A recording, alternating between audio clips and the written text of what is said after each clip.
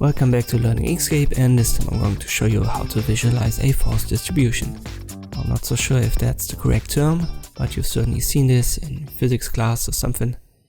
Let us first create a simple line, so I left click and drag and use the handle to create a curvature. Now I left click and I hold Control, left click again to have a straight line. I press S to have the selection active, then I click somewhere to deselect it. I use the PC tool again, which is B, the short key. Then I create this diagonal line. I copy it, pressing Ctrl D. I'll drag it to the left, holding Control, and then I'll flip it. I reposition it until it snaps. And I've got my arrow. Let me transform it a little bit. Maybe something like this is fine. Then we go to Path and then Combine. So I want to put it right here on the path. But first, let me go to Object, Fill and Stroke.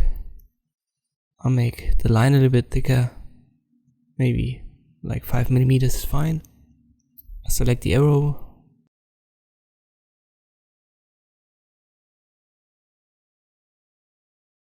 And first I have to change the cap to round cap. That solves this issue. Let me make it red so that you can see it. And it has to be on top of the line in the hierarchy. So make sure that it's on top and the line is below.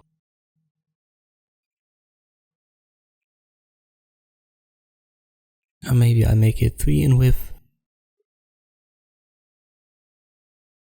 Something like this. That's fine for the example. I'll select it all.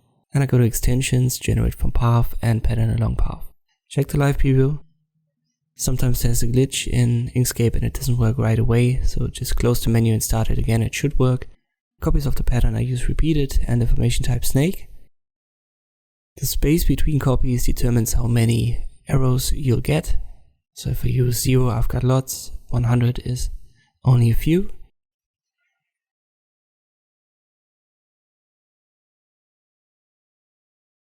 Ten works fine for me here, so I'll use that. The normal offset, that determines how far away the arrows are from the line in one dimension.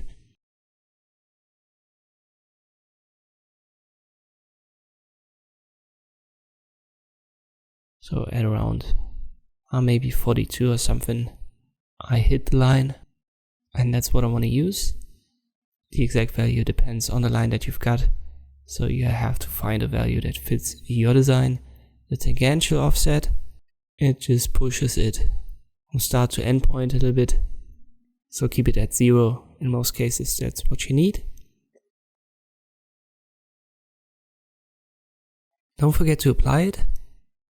So sometimes you've got more force, more pressure, whatever you want to display with it in the center than on the edges, and you can easily create an object and then set a clip to show that. You can, for example, use this curve. Just close the object and you could use that as a clip, but let me do it differently.